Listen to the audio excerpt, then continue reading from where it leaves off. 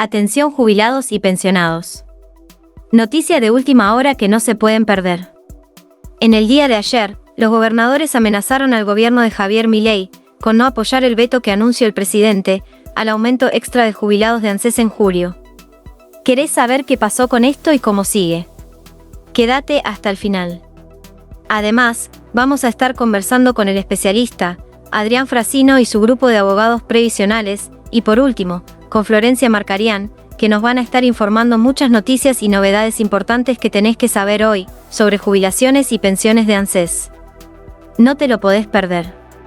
Te pedimos que apoyes este canal, dándole un me gusta a este video, y dejando tu opinión o dudas en los comentarios aquí abajo. Bueno, ahora, pasamos a escuchar la primera noticia de esta tarde. Así que, quédate hasta el final de este video, y presta bastante atención a esta noticia, porque esto es una buena noticia para tu bolsillo en julio, y después, Adrián, los especialistas y Florencia Marcarián, nos cuentan más noticias que tenés que saber de hoy. Este viernes, los gobernadores hicieron una fuerte advertencia directa al gobierno, y dijeron que no acompañarían el veto que Javier Milei prepara para frenar el aumento extra a los jubilados, aprobado en la Cámara de Diputados. Esto lo anunciaron en medio de una creciente tensión política entre la Casa Rosada y las provincias. El conflicto se intensificó tras un discurso del presidente Milei ante empresarios en el Yacht Club de Puerto Madero. Allí, el presidente acusó a los gobernadores de no haber cumplido con la reducción del gasto público y de poner obstáculos al avance del modelo libertario en sus distritos. Las declaraciones no cayeron bien entre los jefes provinciales, y el malestar se trasladó al plano legislativo. Algunos gobernadores que hasta ahora mantenían un diálogo abierto con el presidente, empezaron a distanciarse. En ese contexto, analizan no colaborar para sostener el veto presidencial, lo que representa un cambio importante respecto al apoyo que Milei recibió el año pasado en una situación similar. En 2024, el presidente había logrado bloquear una nueva ley de movilidad, mediante el decreto 782, gracias al respaldo de 87 diputados de La Libertad Avanza, el PRO, y bloques aliados. Esa decisión dejó sin efecto una normativa que establecía aumentos anuales y aumentos extraordinarios para los haberes de jubilados y pensionados, y hoy el escenario es distinto. La falta de acuerdos, las tensiones internas y un mayor distanciamiento de los gobernadores complican la estrategia del oficialismo. El gobierno reconoce que conseguir los votos necesarios en ambas cámaras será difícil, incluso apelando a la negociación de abstenciones o ausencias. Si el Congreso logra rechazar el veto presidencial con una mayoría de 2/3, el aumento del 7,2% y el bono de 110.000 pesos se convertirán en ley. Según el Ministerio de Economía, la medida tendría un costo fiscal del 1,8% del Producto Bruto Interno. Ese impacto pondría en riesgo el cumplimiento del plan de déficit cero, y podría elevar el riesgo país, teniendo en cuenta la económica como está, y a pocos meses de las elecciones. Bueno, ahora escuchamos lo que tiene para contarnos Adrián Frasino, y después seguimos con Florencia Marcarián, con más noticias importantes que no te podés perder. Qué buena noticia. Otro más a la lista. Otra Cámara Federal más que se suma a cubrir la injusticia que han recibido los jubilados en estos últimos años, donde su valor, su poder adquisitivo se vio totalmente desmejorado por esta cuestión de la inflación, ¿no?, que destrozó. Entonces la tenemos a la doctora que obtuvo, que representó a la persona que obtuvo su mejora en la Cámara de Tucumán. ¿Cómo estás, Ángeles? ¿Cómo andas? ¿Bien? Hola, buenos días, ¿cómo están? Muchas gracias por la invitación. Bueno, la doctora es una gran luchadora, ¿no? Una gran luchadora por los no solamente de los jubilados, sino que defiende a muchos discapacitados. Es una muy buena profesional. Nos hemos contactado bastantes veces, a veces hablamos por teléfono. Bueno, contame un poco, Ángeles, este fallo que es inédito en Tucumán y que refuerza la posición que tienen muchas cámaras federales en el país. Sí, la verdad que estamos muy contentos. Es una petición que venimos solicitando desde que se sancionó la ley en el año 2021 por uno de los componentes de la fórmula, que es la recaudación, que establece un tope.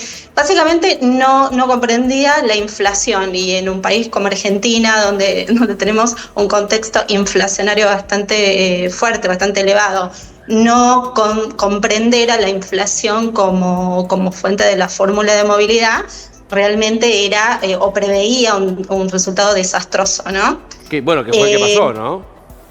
Exactamente, una pérdida de más de un 50%, 50,3% en relación con la inflación. Nosotros habíamos logrado en primera instancia que se lo difiera para el momento de la ejecución, pero no se había declarado la inconstitucionalidad y no se establecía tampoco cuál era el mecanismo a corregir, ¿no? Claro. Exacto, que ahora con este fallo que hemos logrado, el 23 de junio, hace muy poquito, ya la Cámara ha dicho expresamente que la fórmula de la ley es un fracaso. Es un fracaso porque es regresiva, es un fracaso porque no ha previsto mecanismos para recomponer el haber de los jubilados, afecta el derecho de propiedad, afecta el derecho de igualdad, es inconstitucional, es inconvencional, no sigue, me parece eso es un punto muy importante, donde reconoce que el poder de fijar la ley de movilidad es del Congreso, pero que el Congreso debe seguir las pautas que ha fijado la Corte Suprema, ¿no? La Corte Suprema ha sido muy clara en este punto, el haber de los jubilados tiene carácter sustitutivo o debe tener carácter sustitutivo en relación con el haber activo, ¿no? Ángeles, y contame cómo está la señora. Es una señora, ¿no? Sí, es una señora muy contenta. Bueno, muy contenta. ¿Qué cuenta de ver su nombre y apellido en los diarios como que fue una de las personas que fue precursora, obviamente, con tu patrocinio, de un tema tan importante para todos los jubilados, no solamente para ella? Sí, estaba muy contenta, sorprendida, ¿no? Bueno, sorprendida, pero bueno, bien defendida. Y contame, nosotros siempre hablamos y decimos que en realidad todavía nos está faltando una pata más. Viste que esto es como un árbol, viste que vos lo vas moviendo y va cayendo el fruto, y bueno, el dicho cuál es, que nunca el fruto cae lejos del árbol. Entonces, es como que las cámaras federales van cayendo una a una, cayendo en el sentido bueno, ¿no? Positivo, que están apoyando esta. Porque yo digo siempre que el tomar la inflación como una herramienta para de ajuste. Una herramienta de ajuste es realmente perverso, ¿no? Sí. Y recordémosle a la gente el listado extenso de cámaras federales que ya han dictado sus fallos favorables a los jubilados. Tenemos Córdoba, tenemos Mendoza, tenemos Bahía Blanca, tenemos Juzgado de Rosario. De Mar del Plata. Tenemos de Mar del Plata. Ahora se suma Tucumán, provincia de Salta, tenemos un montón de fallos ya a lo largo y ancho del país que todos coinciden en lo mismo, que los jubilados han perdido contra la inflación. Sí, y la cobertura sería casi del 50%, en donde vive el 50% de los jubilados, tiene jurisdicción estas cámaras, o sea, estamos diciendo que... Nosotros decimos, por ejemplo, Mendoza... Esta cámara tiene jurisdicción no solo en Tucumán, sino Catamarca y Santiago del Estero. Claro. Sí. Bueno, influye bastante. En el país, creo, 2 millones de jubilados van a ser beneficiados, o han sido, mejor dicho, perjudicados por esta ley, ¿no? Nefasta. Claro, y vos pensás, ¿no? Ya tenés Santiago del Estero, tenés Catamarca, tenés Tucumán, ya tenés Córdoba, que Córdoba te agarra un pedazo de San Luis, tenés Mendoza, que Mendoza te agarra Mendoza y San Juan. Sí. O sea, ya se va pintando todo el mapa de la República Argentina a favor del jubilado. Se va pintando, habría que ver cuál sería el color de los jubilados, ¿no? Porque sabemos que azul no fue, violeta no es, así que amarillo tampoco, así que no sé qué sería el color. Y además también lo que hay que tener en cuenta es que no solamente han dicho que perdieron contra la inflación, y no es, perdieron contra la inflación, mala suerte. Perdieron contra la inflación y esto hay que solucionarlo. Y por hoy, atento a que... Además, disculpa, por lo menos acá en Tucumán, la Cámara también no declaró la inconstitucionalidad, pero sí declaró inaplicable, ¿no? Sí. O mandó a aplicar la anterior ley de movilidad, la 27426, con el fallo Tula por el ajuste que se realizó en el periodo 2020. Entonces manda a establecer un empalme, ¿no? Sí. Así que tenemos ahí 2 fallos muy, muy favorables. Ahora, el paso siguiente seguramente va a ser que van a presentar un recurso extraordinario, ¿o no? ¿Ya lo presentaron? Sí. Todavía no, pero seguramente. Ese día, el 23 de junio, sí, salieron ya media docena de fallos similares. Ah, mirá. Mirá. Bueno, O eso sea, es lo que va a pasar una vez que tengan un criterio definido, que es lo que nosotros también decimos y le pedimos a la Corte. La Corte, más del 50% de los fallos que tiene son de índole de seguridad social. Entonces, el día que la Corte falle, va a pasar esto. Van a salir 500 fallos, 600 fallos, 1000 fallos, todos al mismo tiempo o por día, Sí. porque se van a resolver todos de la misma forma. Mirá qué importante es lo que están diciendo los dos y sobre todo lo que dijo Ángeles. Este fallo salió con 12 fallos más. O sea que la catarata va a ser tremenda porque es como que todos venimos, ¿viste como las maquinitas esas de que vos tirás la monedita y se va corriendo, cascada, se va corriendo? la cascada. ¿Cómo se llama? La cascada. cascada. Entonces uno va haciendo y va a llegar un momento que va a caer todo junto. Obviamente esto ya pasó con el fallo Badaro, ¿no? O sea, que todos empujábamos y bueno. Sí, y y la además, cantidad de gente que se anima a reclamar a partir de las resoluciones positivas de la justicia, ¿no? Por eso es catarata de los que están esperando y de los que están en sus casas sin iniciar el juicio. Que antes nosotros decíamos hay que reclamar y la gente no, otra vez, ¿qué voy a reclamar si no hay nada? Bueno, ahora tenés de todo para fijarte de que ya no solamente es una cuestión que nos dimos cuenta nosotros, todos los abogados del país, sino además de que lo ha ratificado la justicia y que por otra parte, también viendo el contexto, el Poder Ejecutivo no va a aumentarle a los jubilados, el Poder Legislativo lo intentó, pero de manera Sí, política, porque un chiste, aumentó un ¿no? 7,2 contra el 50-60% que están dando las cámaras, y esto se va a vetar. Entonces, hoy por hoy, la única pata que tienen los jubilados es la justicia. La única salida. Claro. Bueno, sí, decime, Ángeles. sí. Que por suerte en el interior están fallando, ¿no? A favor de los jubilados, de los derechos de los jubilados. Bueno, Ángeles, muchas gracias por esta conexión. La verdad que bueno, sos un orgullo como colega. Te felicitamos y bueno, seguí haciendo fuerza por todas las causas que te gustan defender, que son un montón. La verdad que son un montón. Muchas gracias. Ojalá que los jubilados se animen, ¿no? A reclamar, a consultar con un profesional, con ustedes allá en Buenos Aires, acá en el interior, que somos muchos los abogados que batallamos, ¿no?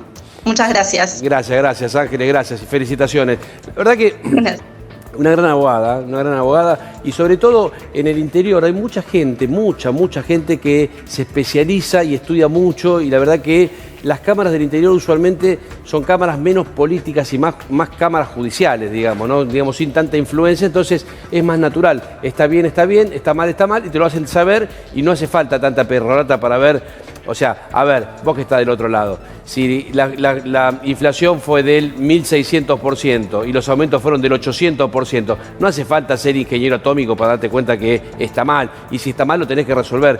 Y es importante la celeridad de la justicia para que la justicia tenga un valor. Que es lo que más preocupa cuando uno ve la evolución de las jubilaciones, ¿no? Porque tenemos la palabra oficial del gobierno que dice, bueno, el aumento es palpable, se aumenta todos los meses por inflación, pero cuando le sumas el bono resulta que no creció tanto.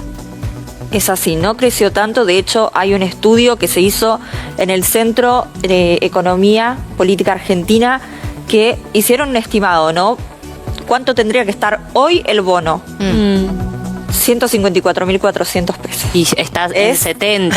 Está muy lejos. Claro. Lo que pasa es que en abril del año pasado se dispuso, mediante el decreto de necesidad de urgencia, que la movilidad jubilatoria iba a estar reajustada por la inflación, por el índice de precios al consumidor. Entonces, si el bono hubiera seguido el mismo ritmo, hoy estaría en 154.400, algo que no sucedió. Y entonces uno ve el deterioro y la pérdida del poder económico de los jubilados y sobre todo de los que están en la mínima, ¿no? Sí. Que son los que reciben el bono. Hay que recordar, todos los que están por debajo, ahora en julio de 379.000, van a percibir un bono.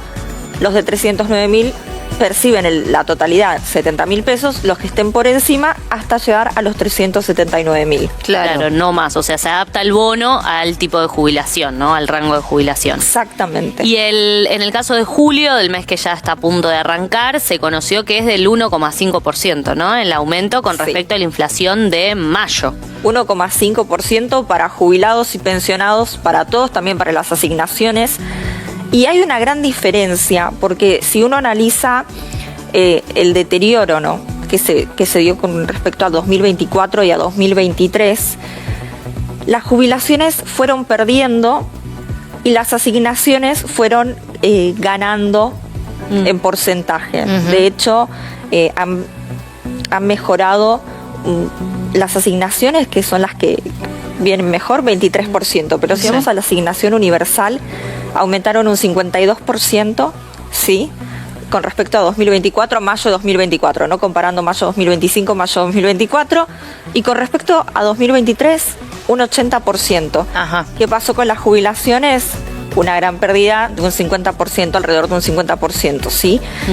Y a eso se le suma el tema de los subsidios, que también fueron haciendo recortes en el sector donde más se vio, por ejemplo, es en el energético. Sí, sí, y los medicamentos que también, ¿no? Junto con algunas disposiciones del PAMI o de las obras sociales que tienen la mayoría de los jubilados, que también, digo, terminan siendo palos en la rueda en esto de intentar vivir y sobrevivir de la mejor manera posible y de llegar a fin de mes con los medicamentos y el alimento y el techo, lo básico para poder estar más o menos bien, teniendo en cuenta también que es uno de los sectores de la sociedad más vulnerables, Total. que más necesidades tienen y que más cuidado necesitan.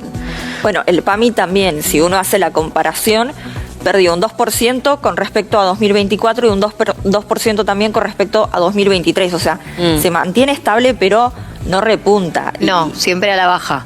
Sí, sobre todo el tema de los medicamentos, que aprovecho este espacio porque sé que hay mucha gente joven que está viendo y que tiene a los padres, tiene a los abuelos o algún conocido, algún amigo que está en edad jubilatoria o que está pensionado y les cuesta pedir ayuda y no quieren preocupar a los hijos. Estar atentos, sí, porque a veces los padres no quieren salir a decir no puedo pagar, no llego con las expensas, no me compro la medicación. Y pasa cada vez más que se cortan, hablando de los medicamentos, se cortan tratamientos y respecto al número de inflación, el 1,5 es ese promedio que se saca de la inflación, pero cuando uno ve la prepaga, si existe el privilegiado jubilado que tiene una prepaga, le aumentó mucho más que 1,5% en mayo probablemente. Y aumentan los alimentos también por encima de la inflación. Claro. Cuanto más el tema de los medicamentos. Y en el último tiempo he visto, cuando llegan las consultas, gente que ha sufrido fraudes vinculado con lo que estaban hablando recién. Las billeteras digitales. Muchos fraudes que buscan, les aparecen descuentos en las redes sociales y llaman y, bueno, son víctimas de fraude. En fin, el Abuelos problema y está... abuelas. Exactamente, le quitan el dinero y tienen que sobrevivir todo ese mes. Y hay gente que por pagar esa deuda, pagar los préstamos que le sacan y preocupados, dejan de comprar los medicamentos. Claro, claro. Y ahora, ¿de cuánto es la jubilación mínima a partir de julio teniendo en cuenta este leve incremento? 309.000 la mínima, hay que sumarle el bono de los 70.000. La PUAM, que es el 80%, va a estar en 247.000 y las pensiones no contributivas 216.000. O sea que la mínima está bastante por debajo de la línea de pobreza. Claro. Para cualquier jubilado estamos hablando de un salario que no se acerca, o sea, que es muy paupérrimo, Claro. ¿no? Hay que decirlo para un jubilado o Son una jubilada. 12.600 pesos por día. Claro, ahí está. Bueno, y que además la canasta básica que mide la pobreza no es la misma que la que se realiza para el adulto mayor, ¿no? Porque ahí sí está incluido el medicamento y en esa canasta que mide la pobreza tampoco está el alquiler, que también ocurre, me parece que, no sé si las consultas van por ese lado también, la problemática de la vivienda, el hecho de ya no son tantos o no son mayoría los adultos mayores con vivienda propia. No, hubo toda una generación que la gran mayoría pudo acceder a la vivienda, tienen su casa, su departamento. Hay mucha gente que hoy trata de achicarse e irse a un lugar, a un barrio quizás donde las expensas estén más económicas, pero hay mucha gente que no tiene esa posibilidad de alquilar y tratan de ir a pensiones donde tampoco consiguen lugar porque saben que cuando vengan los aumentos no le van a poder hacer frente. Más allá de las distintas situaciones que se dan en estos lugares, ¿no? Hay lugares que la gente vive muy bien y hay lugares en los que le faltan las cosas mínimas que tienen para vivir. Florencia, y vos como abogada previsional, ¿cuáles son las consultas que más estás recibiendo en este último tiempo?